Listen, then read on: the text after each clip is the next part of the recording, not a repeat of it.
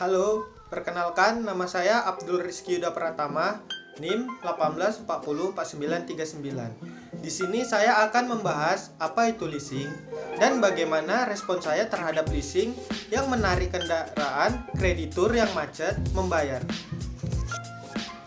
Definisi leasing. Kredit kendaraan di leasing saat ini dianggap sebagai pilihan yang menarik bagi sebagian orang. Sebelum kita akan membahas apa itu leasing, pada dasarnya, leasing menyediakan talangan sebagian dana untuk kebutuhan membeli kendaraan. Kemudian, kamu bisa mencicil biaya dan bunga untuk melunasi kendaraan tersebut. Dengan begitu, kamu bisa mendapatkan kendaraan yang kamu inginkan tanpa perlu memiliki uang kontan terlebih dahulu. Otoritas Jasa Keuangan atau OJK mendefinisikan leasing atau sewa guna usaha sebagai kegiatan pembiayaan dalam bentuk penyediaan barang modal untuk digunakan oleh penyewa guna usaha atau leasing selama jangka waktu tertentu berdasarkan pembayaran secara berkala. Dengan kata lain, leasing adalah pembiayaan suatu barang modal yang dilakukan dalam jangka waktu tertentu termasuk kendaraan. Sebagai contoh, kamu ingin membeli sebuah mobil tetapi belum memiliki cukup uang untuk melunasinya. Kamu bisa memilih kredit kendaraan di leasing untuk membiayai sebagian biaya mobilmu. Seiring berjalannya waktu, kamu harus membayar cicilan kredit beserta bunganya kepada pihak leasing. Ada beberapa pihak leasing yang terlibat dalam sebuah leasing, antara lain lessor atau perusahaan leasing, leasing atau nasabah atau penyewa, supplier atau vendor, penyedia barang, dan perusahaan asuransi. Umumnya, leasing melibatkan perusahaan asuransi sebagai pihak leasing yang ingin memastikan bahwa kendaraan tersebut terhindar dari risiko kehilangan atau rusak karena kecelakaan. Ketentuan leasing. Kegiatan leasing secara resmi diperbolehkan beroperasi di Indonesia setelah keluar surat keputusan bersama antara Menteri Keuangan, Menteri Perindustrian, dan Menteri Perdagangan nomor Cap 122 garis miring MK garis miring 4 garis miring 2 garis miring 1974 nomor 32 garis miring M garis miring SK garis miring 2 garis miring 74 dan nomor 30 garis miring KPB garis miring I garis miring 74 Indonesia. Wewenang untuk memberikan usaha leasing dikeluarkan oleh Menteri Keuangan berdasarkan surat keputusan nomor 649 garis miring MK garis miring 4 garis miring 5 garis miring 1974 tanggal 6 Mei 1974 yang mengatur mengenai ketentuan tata cara perizinan dan kegiatan usaha leasing di Indonesia. Kelebihan leasing. Ada beberapa hal yang perlu kamu pertimbangkan sebelum memilih kredit kendaraan di bank atau leasing. Jika memilih leasing, kamu akan menjalani proses yang cepat dan mudah. Salah satu kemudahan kredit kendaraan leasing adalah tidak banyaknya surat yang diminta, berbeda dengan pengajuan kredit kendaraan di bank yang memiliki syarat dan proses panjang untuk pengajuan kredit. Biasanya, kredit kendaraan di bank memerlukan banyak syarat dan dokumen termasuk riwayat kredit. Riwayat tersebut dibutuhkan untuk melihat kesanggupanmu melunasi kredit. Namun, syarat tersebut tidak berlaku di leasing. Adapun proses yang cepat dan mudah di leasing yang disebabkan oleh adanya staf leasing yang akan membantumu dalam keseluruhan proses kredit. Mereka akan membantu dari segi dokumen hingga fasilitas jemput bola. Dengan begitu, kamu tidak perlu repot pergi ke dealer. Pelayanan yang mereka berikan juga umumnya sangat baik. Kekurangan leasing. Meskipun pengajuan kredit kendaraan di leasing terbilang cepat dan mudah, tetapi ada beberapa hal lain yang perlu kamu pertimbangkan. Salah satunya adalah biaya yang kamu keluarkan bisa jadi lebih besar. Kamu akan membutuhkan lebih banyak biaya seperti biaya fidusia, biaya asuransi, dan biaya provisi. Ketiganya merupakan biaya wajib yang harus dipenuhi oleh lessee atau penyewa. Pihak leasing tentu menginginkan kendaraan terhindar dari risiko hilang atau rusak karena kecelakaan. Oleh karena itu, pihak leasing membebankan biaya asuransi pada penyewa. Dengan adanya asuransi, perusahaan asuransi akan mengganti nilai mobil yang hilang tersebut ke pihak leasing. baru ke penyewa jika nilai tersebut ada sisanya. Kekurangan leasing lainnya adalah biaya DP atau uang muka yang lebih besar daripada bank. Pasalnya, peraturan Bank Indonesia yang tercantum dalam Surat Edaran Ekstern nomor 14/10/DPNP telah mengatur uang muka minimal 30% untuk pembelian kendaraan bermotor roda 4 non-produktif. Namun, pihak leasing biasanya menetapkan DP yang lebih besar daripada itu, sehingga kamu butuh uang yang lebih besar di awal. OJK membolehkan debitur pengajuan kredit di masa pandemi COVID-19.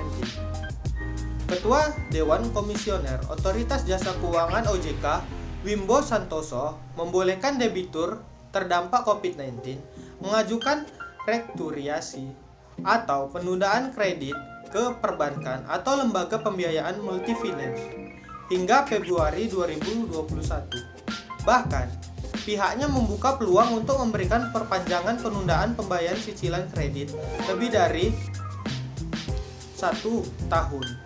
Rencana itu tertuang dalam Peraturan OJK nomor 11 POJK 03/2020. Dalam peraturan itu, perpanjangan dilakukan dengan mempertimbangkan jumlah sektor usaha terdampak pandemi COVID-19 yang masih banyak, sehingga saat ini dalam POJK dijelaskan bahwa prioritas keringanan kredit diberikan kepada debitur perorangan atau perusahaan yang mengalami kesulitan untuk memenuhi kewajiban pada bank karena usahanya di sektor pariwisata, transportasi, perhotelan, perdagangan, pengolahan pertanian, dan pertambangan karena terdampak pandemi baik secara langsung maupun tidak langsung.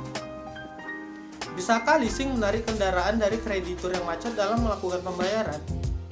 Maksud dari putusan MK adalah menuntut agar kontrak fidusia dapat dibangun secara benar, baik dari sisi formil maupun dari segi substansi.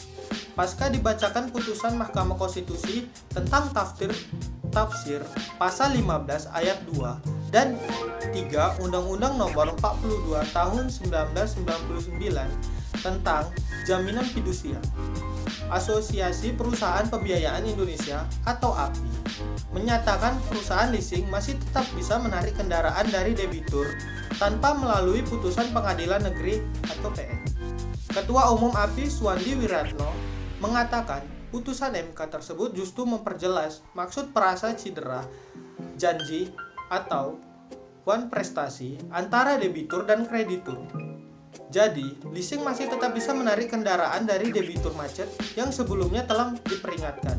Dengan catatan, prosedur sudah dijalankan, ujar Suwandi dalam sebuah diskusi di Jakarta. Menurut Suwandi, terdapat kesimpangan siuran di masyarakat pasca tuntutan MK nomor 18/PUU X 511/2019 tertanggal 6 Januari 2020 dibacakan. Suwandi mengatakan, melalui putusan tersebut seolah-olah pemegang hak fidusia tidak boleh melakukan eksekusi sendiri atau parate eksekusi karena harus mengajukan permohonan pelaksanaan eksekusi ke PN. Ia mengemukakan bahwa sejatinya melalui putusan MK tersebut, perusahaan leasing masih dapat melakukan penarikan kendaraan dari debitur macet tanpa putusan pengadilan. Jika diperhatikan baik-baik, Suwandi menilai perusahaan leasing masih sangat leluasa melakukan eksekusi jaminan terhadap debitur macet. Karena itu, putusan MK tidak bisa dibaca sepotong-potong, ungkap Suwandi. Menurutnya, dengan adanya putusan MK, perusahaan leasing tetap boleh melakukan eksekusi tanpa melalui putusan PN dengan syarat pihak debitur mengakui adanya wan prestasi. Sepanjang debitur telah mengakui adanya cedera janji dan secara sukarela menyerahkan benda yang menjadi objek dalam perjanjian fidusia, maka sepenuhnya kreditur dapat melakukan parate eksekusi. Respon tentang leasing yang menarik kendaraan dari debitur yang macet. Data Direktorat Pemberdayaan Konsumen menunjukkan sebanyak 1.354 kasus pembiayaan leasing terjadi dalam kurun 3 tahun terakhir atau 2017 sampai 2019 dengan rincian tahun 2017 sebanyak 366 kasus, tahun 2018 sebanyak 571 kasus, dan tahun 2019 sebanyak 417 kasus. Untuk itu, permasalahan pembiayaan leasing perlu diangkat agar kreditur semakin sadar dan memahami hak dan kewajibannya karena peraturan hukum pun sudah ada jika kreditur tidak membayar kewajibannya. Pihak leasing akan langsung mengambil keputusan tegas, yaitu dengan menarik kendaraan bagi kreditur yang macet membayar. Selain itu, sudah seharusnya leasing lebih selektif dalam memberikan pembiayaan dengan jalan menaikkan down payment dan memperketat manajemen risikonya. Hal ini dilakukan agar terhindar dari jebakan debitur yang tidak mau membayar utangnya, tetapi ingin menguasai kendaraan yang belum lunas dibayar. Selama ini, model bisnis perusahaan pembiayaan hanya mengandalkan uang muka dengan jaminan BPKB atas nama debitur.